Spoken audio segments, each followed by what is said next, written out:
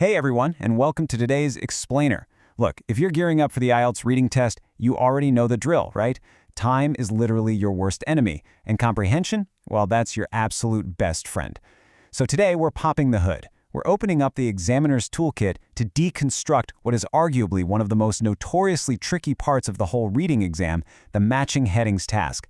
By the time we wrap up here, you're going to have a concrete, totally actionable strategy to walk into that section with absolute confidence. Let's get into it. To help bring that test anxiety way down, here's our roadmap for today. First up, mastering matching headings. Number 2, hunting the topic sentence. Third is avoiding the paraphrasing trap. And finally, decoding future tenses. All right, part 1, mastering matching headings. We really need to look at exactly what this task actually demands of you. Because, you can't win a game if you don't know the rules. So at its core, this task is really just testing your ability to summarize. You're going to get a list of headings, and here is the kicker, guys. There are always more headings than there are paragraphs. The test writers, they do this on purpose just to throw you off. They basically want to see if you can cut through all that extra noise, ignore the distractors, and zero in on the single main idea of a paragraph. You are on the hunt for one specific sentence that acts like a giant umbrella over the whole paragraph. We call this the topic sentence. Let's make this a bit more real with a practical example from our source material. Imagine you're reading a passage all about the future of shopping malls, and boom, you spot this sentence. Malls need to change to survive. Okay, that is a super strong, bold claim. But how do we know for sure it's actually our topic sentence? Well, let's see what happens in the rest of the text. Think of a true topic sentence like a tabletop. It needs legs to hold it up, right? And those legs are your supporting evidence.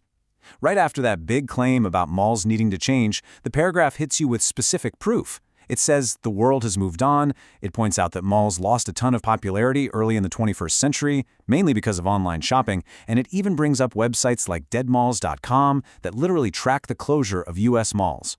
So all these bullet points directly support that big idea that malls have to adapt. Because all of this evidence points right back to that initial claim, we can comfortably say, yep, we found our topic sentence. Moving right along to part 2, hunting the topic sentence. Because when you're feeling that intense time pressure of the actual exam, you really need a targeted strategy. So ask yourself this crucial question. When you flip the test page, and suddenly you're staring at this massive, totally intimidating block of academic text, where do your eyes dart first? You definitely don't have the time to read every single word slowly. You need a shortcut. And here is the examiner's secret. This is the golden rule you should apply every single time. The topic sentence is often, though importantly not always, the very first sentence in a paragraph. Because of how standard English paragraphs are built, writers usually just state their main idea right up front before they get into the weeds. So your absolute first place to check when you're matching headings? Sentence number 1. Okay, part 3, the paraphrasing trap. Look, examiners totally know you're hunting for that topic sentence, so naturally, they set a trap for you. The thing is, you're almost never going to find the exact same words from the paragraph sitting right there in the correct heading. That'd be way too easy. In a matching headings task, the correct answer is literally always a paraphrase. Do not expect identical wording. Instead, you have to expect synonyms, words that mean the same thing, and antonyms, words that mean the exact opposite. The examiners are basically testing your vocabulary depth just as much as your reading comprehension here. This perfectly shows the trap in action. On one side, we have our passage's topic sentence. Malls need to change to survive. On the other side, we have a potential heading, adapt or die. If you're just skimming the page looking for the exact words, malls, change, or survive, you are going to completely miss this heading. You really have to realize that the dramatic phrase, adapt or die, captures the exact same main idea as our original, slightly more boring sentence.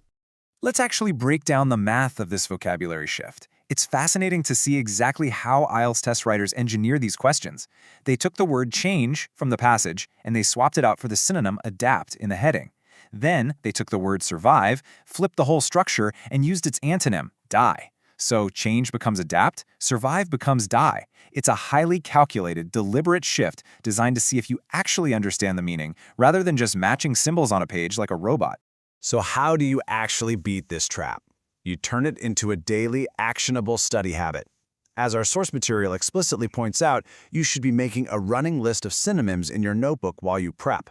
Whenever you take a practice test and, say, get a matching heading wrong, write down the word from the passage right next to the word from the heading. Knowing a bunch of different ways to say the exact same thing, that isn't just a cool party trick. It's honestly one of the foundational skills for crushing the IELTS. All right, bringing us to part 4, decoding future tenses. Sometimes pinning down that main idea isn't just about the vocabulary, it's actually about a really tricky grammatical nuance and figuring out the writer's true intent. So in English, we have two primary ways of talking about the future, and let me tell you, they are not always interchangeable on the IELTS. On one hand, we've got going to plus an infinitive verb. We use this form when there's a concrete, real-world link to the present, like a plan that's already happening or a change that has already begun. On the flip side, we have will plus an infinitive verb. This one is used for completely subjective predictions or personal beliefs about the future. It doesn't really have to be backed up by hard present evidence at all. Let's anchor this grammar rule right back to our shopping mall example so you can see it in action. The text says, mall owners are going to need to think of new ideas to remain in business. Now, why does the writer use are going to need instead of just saying will need? Well, because, as we saw from all that evidence earlier about online shopping and deadmalls.com, the retail apocalypse has already started. The crisis is happening right now, so that future action of needing new ideas is directly tied to current observable facts. Now contrast that with this statement. The mall will go from strength to strength. By using will here, the grammar is signaling something totally different. It means this is just the writer's personal belief, or maybe their rosy prediction, about the mall's ultimate success.